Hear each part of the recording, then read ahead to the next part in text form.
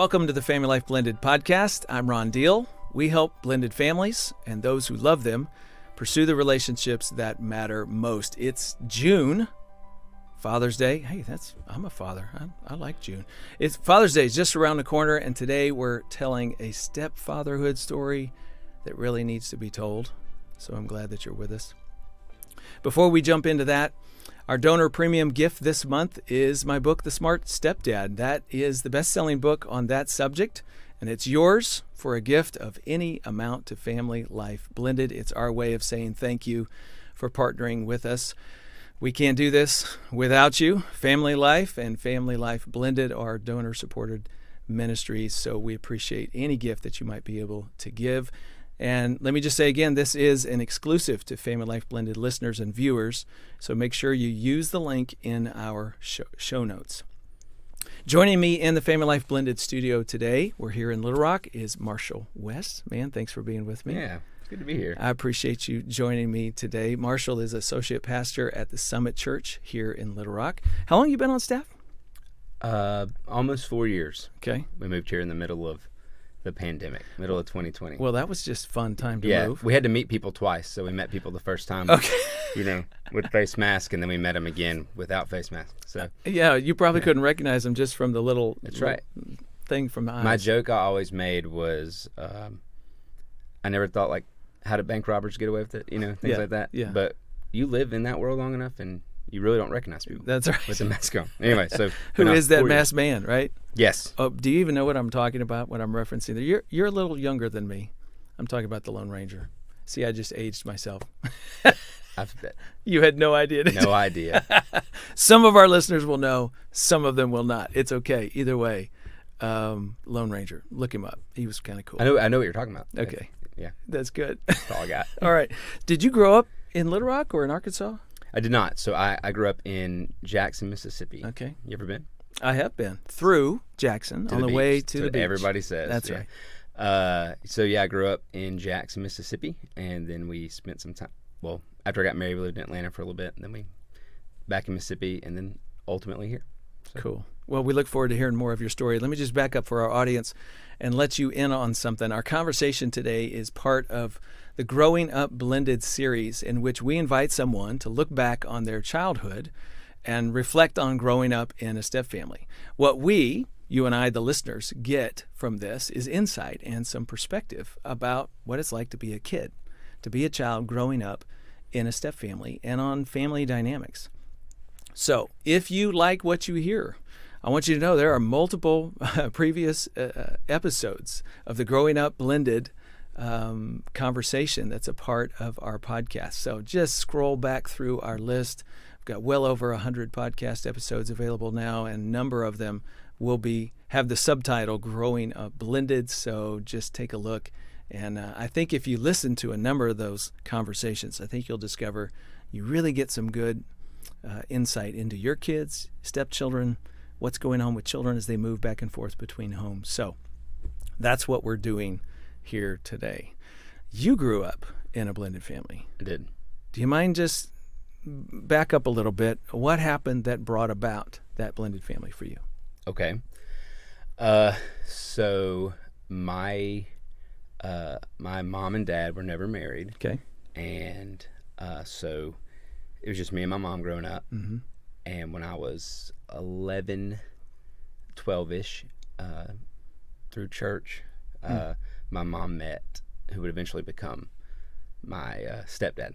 Okay. And they met there, and they actually met because in Sunday school one morning, me and this other guy, it was his first Sunday, we sat by each other, and we decided instead of listening to the lesson, we were going to cause trouble. And so we immediately bonded over our I like the way you kind of got soft in your voice. It's true. It's funny when you think about it. Trouble. Well, we literally bonded over the fact that we were like, hey, instead of listening to this man teach the Bible, let's throw stuff. So that's what we did. Is that right? And throw big stuff or little stuff? Papers and Play-Doh. I don't know. Anyway, I don't remember much. I just remember that me and this kid named Joseph bonded really quickly. Okay. And it was actually crazy. So we start talking about our families, start talking about our grandparents. And he's like, my grandparents live in this town called Brookhaven. And I was like, oh, that's where my grandparents live. You know, we find out they live close to each other. It's just crazy. We become friends instantly. And then through our friendship, my mom and his dad met. And I'll never forget the day. Wow. Hadn't seen my mom one night for like an hour, and I go to her bedroom, and I'm like, what are you doing? And she's on the phone. She's like, I'm talking to Joseph's dad. And I'm just like, Joseph from church? You know?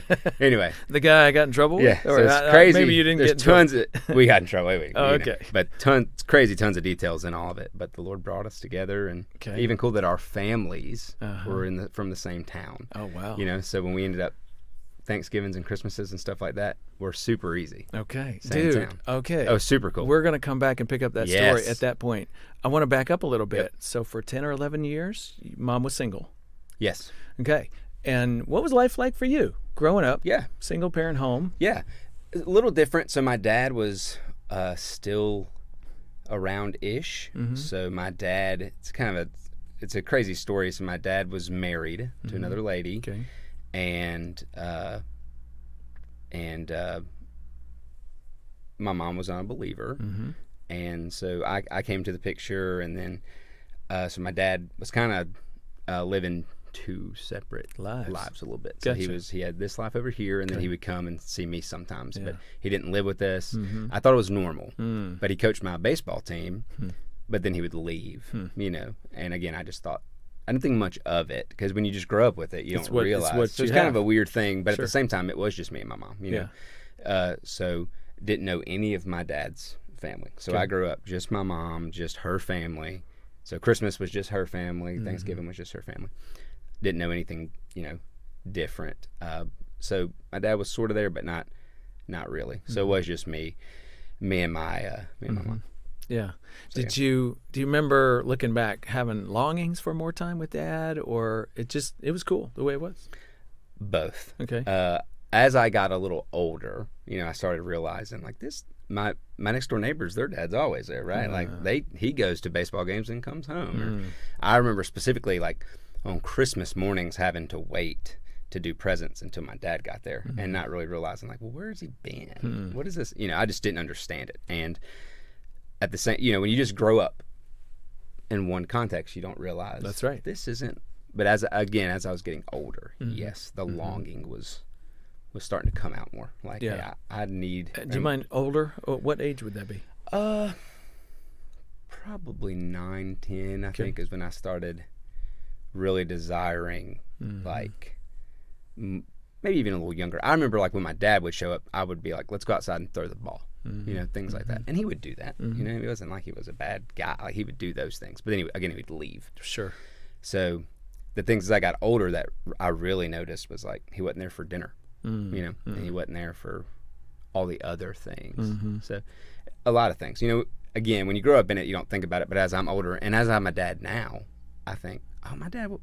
Like, I don't have anything to compare it to. Sure. You know, when my kids are so little, I think, like, what did my dad do for this? And I was like, oh, well, I don't know. You know?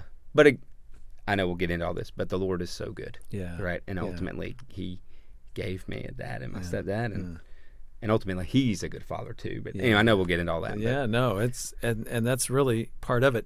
And at the same time, and here's one of the things we talk about around here a lot is, yes, the Lord redeems, and at the very same time, right alongside of it, can be disappointment and sadness over and grieving over something that wasn't, whatever that was. That's really the human experience, even of the Lord's, you know, hand of redemption in our lives. Yeah. It comes, there's, along with the sweet is some of the bitter. Sure. And they just travel together. Yeah. And my guess is even now as an adult, now that you're a dad, how many kids you got? 3. 3 kids. 3 kids. You know, you're in the deep end of the ocean with parenting and managing kids and all that kind of experience that constantly, my guess is, makes you just sort of reflect back on your life, your childhood, your relationship with your biological dad and your stepdad. And that's the way life works. It's sort of this cyclical, ongoing thing. I'm curious, you as a father now at this season of the life that you're in, any reflections on, wow, those single parent years and what that was like and what you longed for with your biological dad?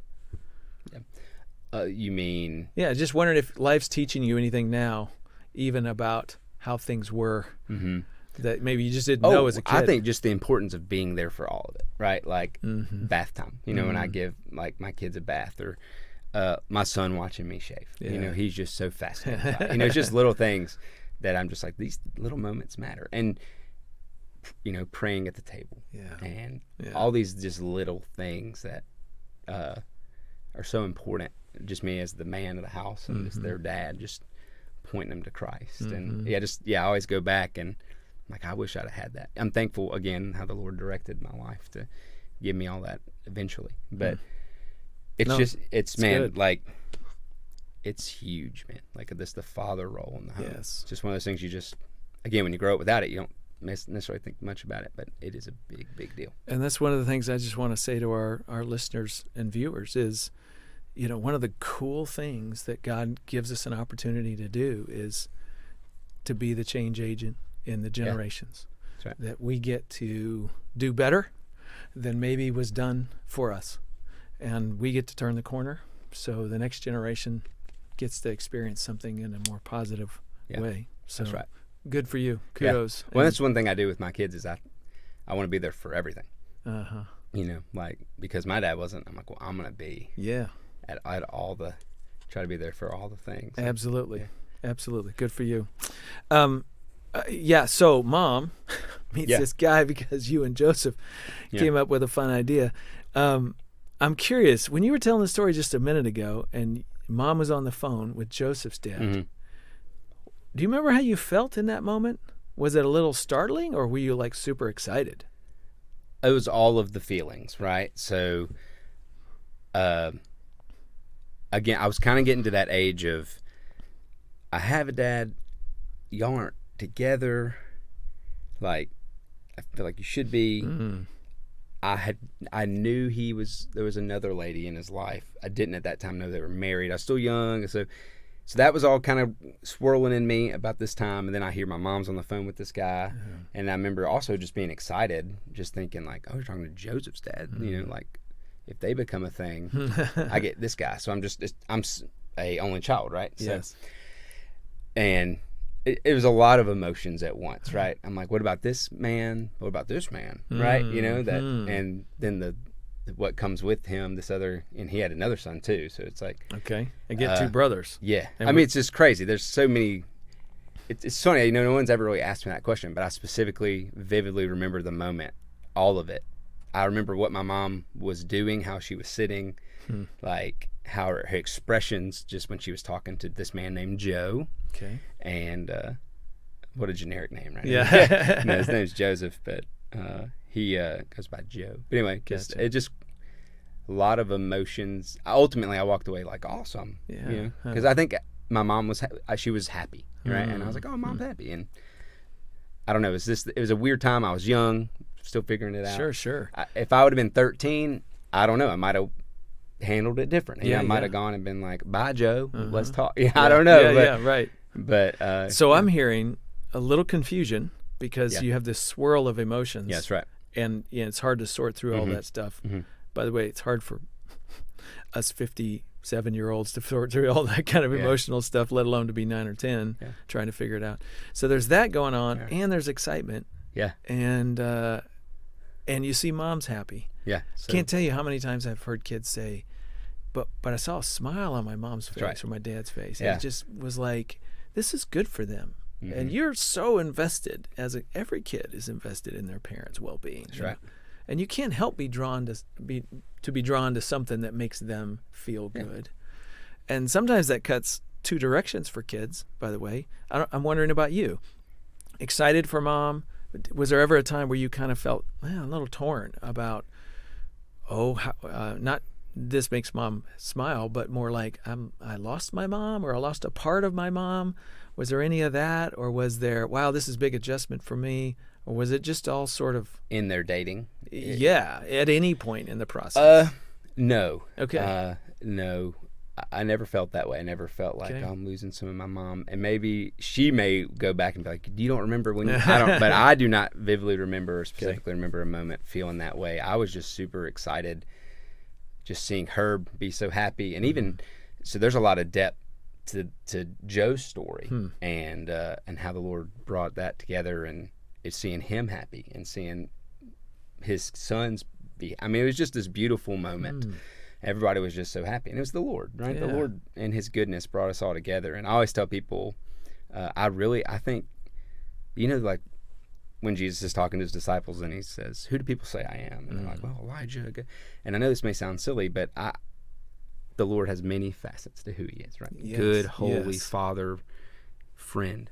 But I also would say, I really think He's a family man. Like He's all about the family. And He just brought a family together, right? He took two broken things and brought us together for our good, His glory. And I just think we were just all so happy, right? We didn't have time to question or doubt. Now that did come when my actual, like my real dad kind of came in and started prying a little bit. And that was the moments where I started, I didn't think about that. Which is interesting, right? Those were the moments where I started asking the questions and feeling some. It's when I actually when my mom and married Joe, and I started thinking him as the stepdad, right? Yeah. Because of what things my dad was doing. And my dad was not a believer, right? Okay. So, and anyway. Yeah. So again, Just keep going. Right. Yeah. And no, that's good. Let's unpack that a little Sure. bit. So it sounds like the transition into Mom and Joe being together was a happy transition for That was you. beautiful. Can I actually, Yes. if you don't want this, you can cut this. So, two sides of the coin here. So my mom, pre-Christ, we move we're in Mississippi. We move out of a bad area of town to a nicer area, kind of a little nicer area to live. Okay. And just that whole story meant how God provided and brought us out of where we were to just me and her, single income, didn't have the money, but the Lord provided us a house, great neighborhood. And I'll never forget the moment. Neighbors come over and they're talking, and they got talking about religion and heaven and hell come up. Never gone to church in my life. Okay. I'm like 7 years old, and I remember my mom telling our neighbor, "You know what? Hell, if it's real, I'll probably go there. But my son, I'm gonna do everything I can that he won't go there." Next day or two, we go to church, and I'm like, "Why are we waking up early on a Sunday?" Yeah. We go to church. Well, by God's grace, because of that, my mom becomes a believer. Over time going to church. My mom radically falls in love with Jesus, and I just love this part of my mom's story. She was an adult, and she didn't know anything, and I'm going to kids church every Sunday morning, and she decides to be a volunteer in kids church. Okay. And so I'm learning Bible stories for the first time, and she's sitting there with me, right? It's just such a cool moment, So I'm hearing about Daniel in the lion's den, and she's like, "Wait a minute," like this guy got there. So I say that to say, so she becomes a follower of Jesus. I become, we're in church more. I become a follower of Jesus. My neighbors have 7 kids, right? And so I get to be about 8, and I'm like, I want brothers, and my mom tells me, now she's like, "I didn't know how to tell you. Like that ain't, it's not just, they don't just pop up on the doorstep." Right. That's right. But here's what I did know. And just my childlike faith was, I was told that God hears us when we talk to Him, so just to ask Him. So every night, about 7, 8 years old, I prayed every night. I said, "God, will you give me a brother? God, will you give me a brother?" My mom said for years, she just was like, "I don't know. I don't know what to say." She heard your prayers. She didn't know what to do. On the flip side of this story, same town, a couple miles away, there's Joe, and he's married to a woman named Janice, and they have 2 sons. And Joe comes down with cancer. And in the middle of him coming down with cancer, Janice comes down with cancer. Oh my. And so they have cancer at the same time.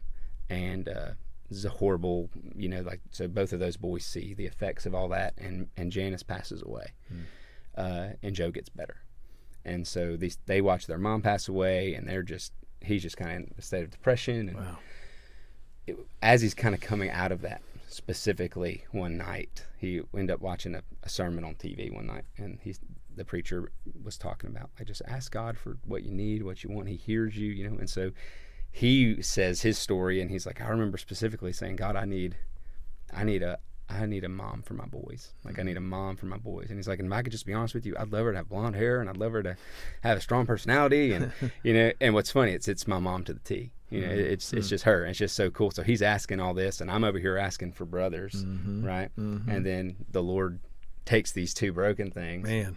and brings, so he Beautiful. gets, well, what I tell Joe, my stepdad, I call him Dad now. What I tell him is, I'm like, man, you got the package deal. You got my mom and you got me. But it's cool. And I got 2 brothers out of the deal too, and a father. And just so cool how the Lord did all that. Yeah. So, wow. I know that's kind of a random story, that is but beautiful. How the Lord did in His perfect timing. And we can't, at 9, 10, 11, 12, if anybody had asked you any of that, you would have had no perspective on that whatsoever. But now, as a grown man looking back and seeing how all the pieces came together and what it means. Yep. That's right. There it is. I got to just pause and say, I was rereading the book of Ruth just this morning and was reminded that whole arc of that whole book is about tragedy and God looking after people who've been through hard and caring for them in ways that provides for them in terms of family. And ultimately bringing about His purposes in the form of the Messiah, who ends up being, one of the great grandchildren of Ruth, right? Awesome. So it's an amazing story, and it's a familiar story, and there's still tragedy in the midst of it. There's still hard and difficult and painful in the midst of it, and yet God is there. So thank you for sharing that. I'm curious, like in the beginning days, like they get married, and you guys all hop in one house together. What was life like? What were some of the logistics that you can recall? Good, bad, ugly. What was that? It was great. So they sell their house. My mom tells the story of she's at their house cleaning it to sell it, and they're going to move into our house. And the reason that was, their house was actually bigger, but the reason they came to our house is because you've had 3 boys living together for a few years now, and it was just trash. My mom tells the story. She said, I remember looking under the TV stand and seeing something, and I pulled it out, and it's a whole large pizza that had probably been sitting there for years, that had like hardened, and then my brother's like, oh yeah, I remember hiding that there. So it was gross. And so sold that house. Sold that house, and they moved in with us. And so our guest room becomes one of my brother's room. This other room, throw my little brother, my youngest brother in, which is, and it wasn't, the only thing that, honestly changed was my mom's bedroom door was shut and locked now, like seriously. But besides that, I was living the dream. I went from no brothers to 2 brothers. And the hardest thing in my life at that time was like having to share the video games. I remember, I'm serious. I remember my little brother, Jonathan, deleted a save. I was like, why would you delete this? And he's like, he's like 7. Yeah, he didn't know. And it was just beautiful. Man, for us, again, just the Lord, it was just perfect. There was never an awkward transitional season. And I feel like, honestly, maybe part of that is because, their mom had passed away. And my dad was really out of the picture completely. So we didn't really have that conflicting part. I want to talk more about Joe and what he's meant to you in your life. Before we do, loop back around. So your dad sort of got more involved once Joe came into the picture? He did a little bit. So just him being him, he when he realizes like my mom's getting serious with this guy named Joe, he's kind of, I don't know, like he doesn't want to let go of, and so he, a little envious or possessive. Maybe. Yeah. It's a great way to put it, actually. And he just had a hard time, just saying, hey, this can't be, and they hadn't been a thing for a long time. My mom came to Christ, and they were just kind of in each other's world, but there was no relationship at all. And she kept, he's my dad, so she let him come around. Sure. But yeah, he kind of raised his head a little bit and would say things, and he's not your dad, I'm your dad, and when you get to this age, you can come live with me. And at the time, all of a sudden, I went from I really liked Joe to like, oh, he's not my dad. I'd never thought that, but he was planting these little seeds in there of kind of bitterness, and again, I'm a little kid, and dad means everything to you, of course. And that was the hardest season. And I say all that also to say, said bye to my dad one night, and then a week later he passed away. And from some heart issues. And sad and all that, but at the same time, like all the other what could have gotten worse, just ended. Yeah. And wow. And how old were you when that happened? Man, I mean, early teens or in your 20s or? No, 12. Okay. I was maybe 12. So Mom and Joe hadn't been together long. Oh, but they had were been married. Gotcha. Maybe a year. Gotcha. Maybe maybe a year when he passed away. And you know what is so cool, just to brag on my stepdad. I'm going to start calling, when I say dad at this point, I'm talking about Joe. Fair enough. My dad, got to look at him and tell him about Christ, and which is just a cool, just makes me respect the heck out of my stepdad, just that he told my father, about the Lord, and they talked about it in my mom's driveway, right? As my dad's getting some of his stuff out of the house that my mom let him keep there, just for me to have, just cool that he would, that I know that he did that. And how long did it take you to start calling Joe Dad? Not that long. Okay. You see a guy love your mom well, and then he loves me, and he loves the Lord. It may be a year. Maybe a little longer. I don't necessarily remember. I remember the moment telling him I was going to call, because I called him Mr. Joe forever. I was like, Mr. Joe, Mr. Joe. For sure until my dad passed away, I just called him Mr. Joe. There was not going to be, gotcha. I'm not going to call you Dad, because I had a dad. Yeah. And there was no disrespect from me. No. None. But then my dad passed away, and then I remember being at my grandparents' house, and it just me and him were on the back porch, and I just remember feeling like wanting to call him Dad, and feeling like, how do I tell him, and still a little kid, maybe 13 at this point, and I was like, hey, Mr. Joe, if you're okay with that, I'm gonna start calling you Dad. You remember how he reacted? Oh, honored. He probably wept. I probably walked up way. I was like, I'm going to throw the football now, and, and he probably wept, which I get. And he's been Dad since then. And they started calling my mom very quickly. I was going to. They started having full course meals all of a sudden. They were having gummy bears and McDonald's all the time. It's seriously, that's all they were eating. And all of a sudden they started eating homemade meals, and they're like, "Can we call you Mom?" It's funny how that happens. Yes, yes, and it's also just really sweet. We still talk about Miss Janice, and I look forward to the day of meeting her in heaven one day, and we talk about my dad, and it's not awkward or weird. It's not a weird elephant in the room, and we're like, yeah, the Lord took things that were broken and brought it together. It's beautiful.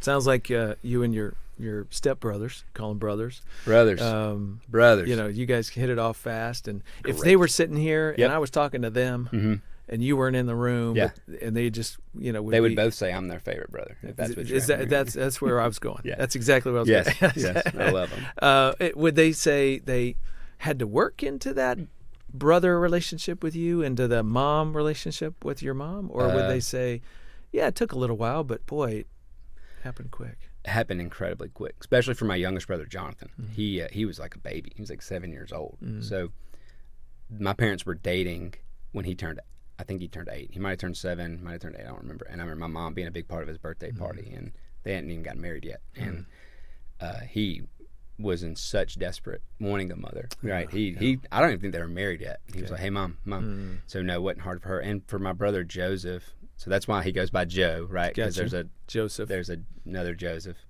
the junior, right? Which my mom says never do. It makes taxes hard, but that's another thing. But so my brother Joseph, I do not remember it being hard for him. I think there was just a little bit of, because he was older, watched his mom pass away. Kind of your age? Yeah, he's actually 7 months younger, but same grade, all that.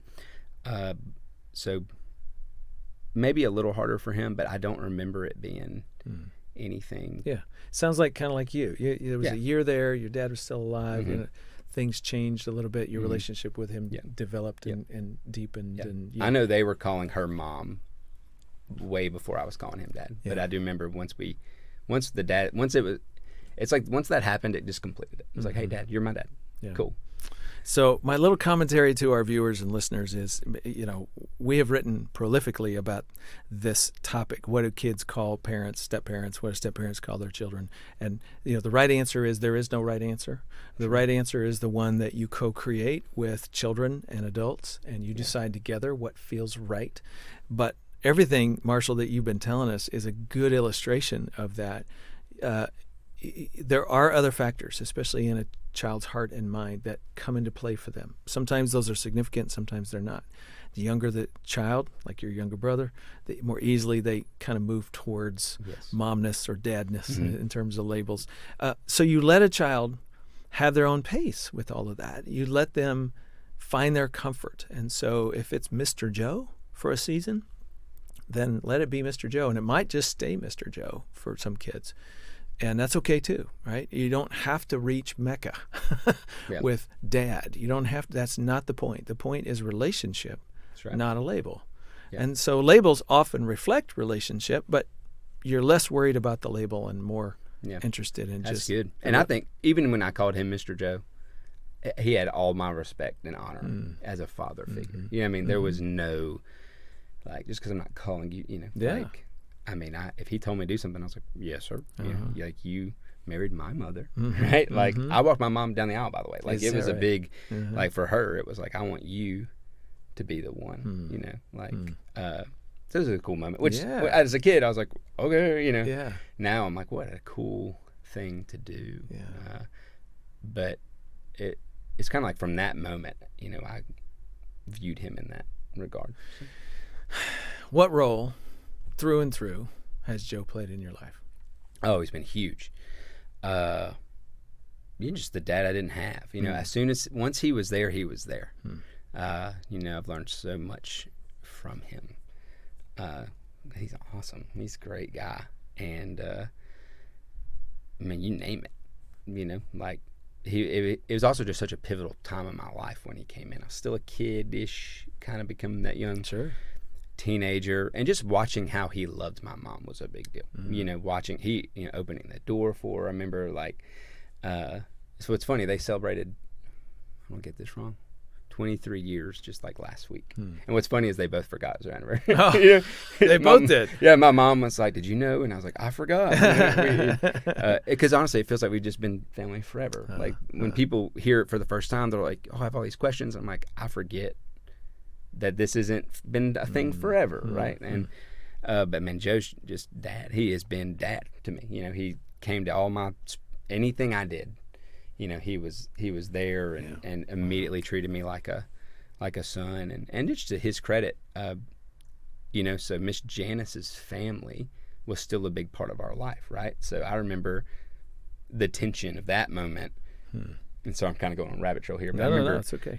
The Thanksgiving where we go meet them, and I remember being like, hey, just like this is Miss Janice's family, right? So you're going to go meet Miss Janice's mom and her sister, and I remember walking in, and they were just, everybody's a believer. That's a huge part of it. Everybody loves Christ, and so I think, and it was just, they took me in instantly, and I never felt like the step, like the odd step grandkid. I walked in, and the kids were watching a movie, and they're like, come hang out, man, and like never felt this weird, and again, I point back to just Christ was in the middle of all of it, and I called their grandmother my grandmother, and I she passed away a couple years ago, and I remember getting to preach her funeral and just getting to tell everybody, like, I'm her step grandchild, but also a little more removed than that, because, and I never felt that, here's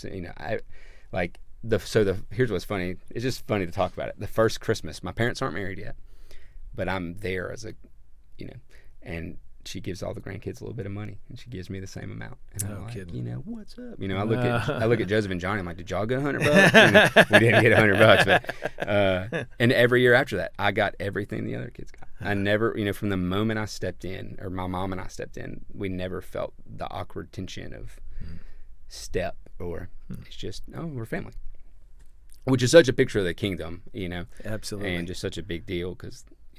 I got to say, around here, we say possessiveness divides, but grace connects. That's right.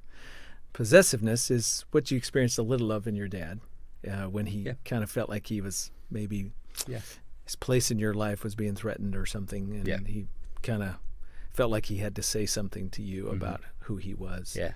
And that created a little division in your heart towards your stepdad. Yeah. Like, man, well, Sure. you're right. Maybe he's not. I don't know how to think about it.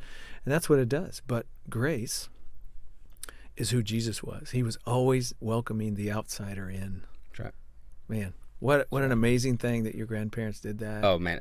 On both sides. You know, my grandparents brought them in. And I remember when my grandfather passed away a few years later, my brother Joseph took it harder than me. Like, I was super upset, right? So I only grew up with my mom's parents.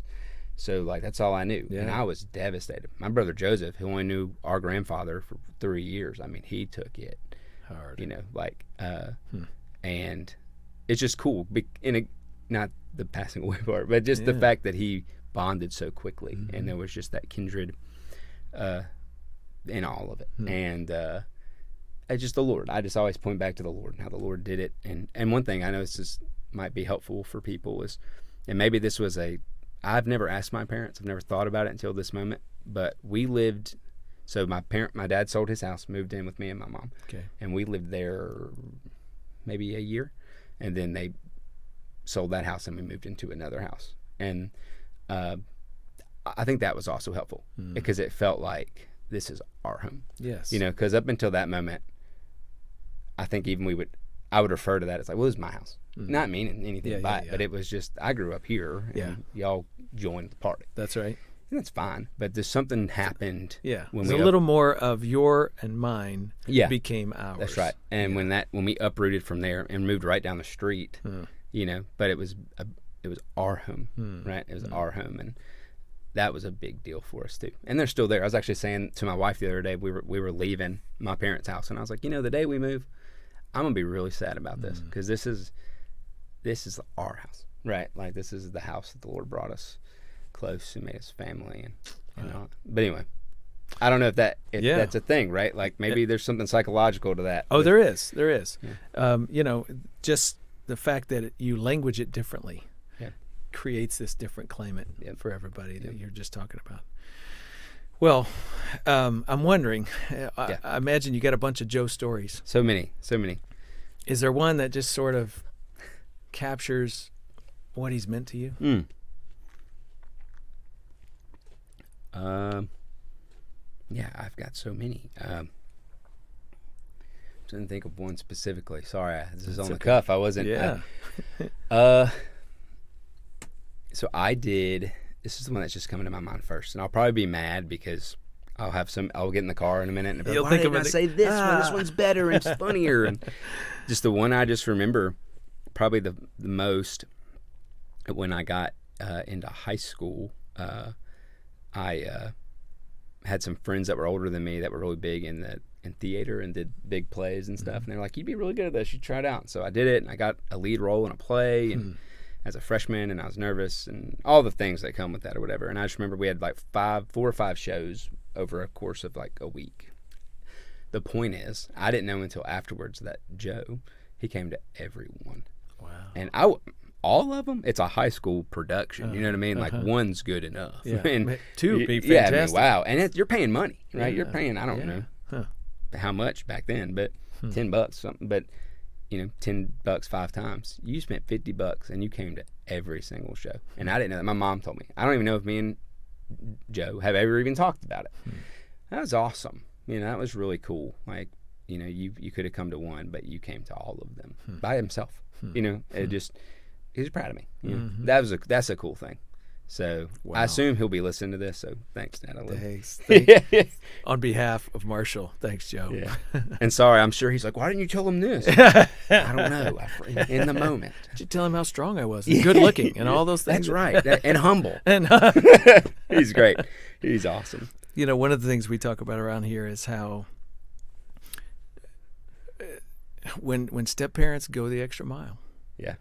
And the kid sees it, there's something that can happen. You know, not that it will definitively, but it plants a seed that it's hard to deny. You are fighting for me. You are on my side. You are claiming me by showing up 5 times at a play, a production that you know, there's something in that says, you're loved and I'm here And wow, that's pretty cool. Big deal. Yeah, huge deal. Well, I'm wondering what I need to ask you. Oh, I know what I need to ask you. So you're in ministry now. Yes, I am. And I'm just curious if you have made, have you noticed anything? Like, what could the church be doing for kids' sake, for students, for couples in blended families? Feels like there's space there for the church to improve. And I'm just wondering if you have any thoughts about it. I think some people, because I kind of feel like I just grew up in a blended family, it's not weird or awkward to me. And I think people that maybe have never been around it, they don't know how to approach it or talk about it, talk about it, or they just assume things are good and they don't. And I think, giving space for, I'm going to use students, or even kids, like, let's talk about it. Let's talk about the fact that you have two moms, right? You have a mom, a stepmom, or a dad and a stepdad. And let's process that, I don't know. It's kind of this weird, you're like, I don't want to single you out because you're in a blended family. But at the same time, maybe the bigger need is like, let's get these parents with these parents to talk about it a little bit. Or I don't necessarily have like a right answer to that. No. What I hear you saying is acknowledge it. Yeah, acknowledge it. And don't be afraid of that territory. Absolutely. For you, it's very natural for you to do that because that's part of your story. Oh, yeah, too. I'll walk right into it. Yeah. People are like, well, I'm like, oh, cool, so was I. And what I can tell you for doing this for over 30 years now, most pastors don't walk right into it. A little cautious, guarded, sometimes unsure if they're bringing up a sore subject or, should I not go there? Or I don't want people to feel judged. Or, I think a lot of pastors have all the right motives, but are just unsure. Sure. And what I hear you saying is, no, it's okay. It's their life. Step in. To not bring it up. Yeah, I feel like it's more of a disservice. Hey, you know what? Different stories, different people, and you may bring it up and it is a sore subject, but at least you tried. Bring it up. Just bring it up. And I think that in any situation, right? Like, I think that's what we're called to do, is shepherd people and love them and just get through the awkward. And I say that in this situation, it's easy for me, right? You bring another situation and I'm like, well, yeah. So I say that with as much grace as possible. I just, and as a kid that was in it, we talked about it, and I remember, especially me and my Joseph, the middle brother, he, like our youth group, they all knew we were brothers, but stepbrothers, and we weren't shy about it. We talked about it. And I remember other kids in our youth group that they would connect to us a little quicker. Like parents would, like, or our youth pastor would be like, hey, this is so-and-so. His parents are like, oh, hey, what's up, man? It just kind of made their getting involved maybe a little easier. Like, oh, you're from a step. And that was it. Like, there wasn't any like weird, like, let's talk about our step. It was just, oh yeah, our family's different too. And we use the parts of us that sometimes are painful.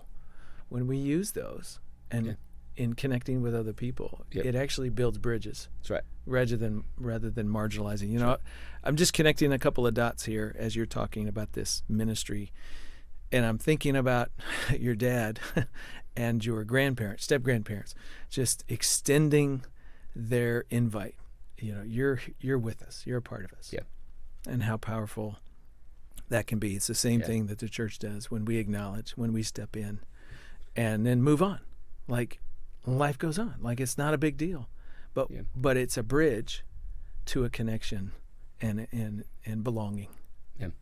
And that's good in the home, and that is good in the church house. Yes. Marshall, thank you for being with me. Yeah, absolutely. I appreciate it. Yeah, it's great to be here. Thanks for sharing your story. Absolutely. I just got to say to our audience, if you liked it, again, let me remind you, we have a number of other Growing Up Blended episodes, so take a listen, and I think you'll get something really positive out of the other conversations as well. We appreciate you leaving a rating or a review. That always helps somebody else find us. If you leave a comment, you can always email us at blended@familylife.com, blended@familylife.com, and that'll reach us, and would be happy to pray for you or offer whatever kind of support and help that we can. And if you make a tax-deductible donation of any amount to Family Life Blended this month, we'll send you a copy of the Smart Stepdad. And hey, if you already have a copy, give it to somebody else. It's Father's Day month. Maybe it'll serve them as well. We'd appreciate you considering doing that. If you haven't subscribed either to the podcast or on YouTube, please do so. We don't want you to miss future episodes. In addition to all of our online articles and videos and print resources, we've got a few things coming up that I want you to be aware of. The next Women and Blended Families live stream is going to be on June 11th, 2024. Gayla Grace hosts that second Tuesday of every month, so the next one is coming up soon. And if you miss it, again, it's on social media, Facebook and YouTube, so you can always go back and watch that. I'm going to be doing a virtual Preparing to Blend leader training. That's coming up August 7th and 8th for our next time. We do that periodically for leaders and couples that do premarital counseling with pre-blended family couples.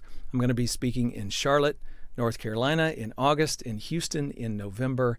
And please make plans to join us for the next Summit on Stepfamily Ministry. That's coming up August 10 and 11, 2024. It's going to be in Dallas this year. Better yet, invite a pastor, maybe a few other couples to join you and come as a team. We've noticed that when churches send a team of people, they come back and they are excited and they're sharing the vision together, and you'll change some lives for the kingdom when you return home. So check the show notes for more details on all of those events. Or again, you can email us, blended@familylife.com. Well, next time, I'm going to be talking with Sabrina McDonald about her new book, A Home Built from Love and Loss.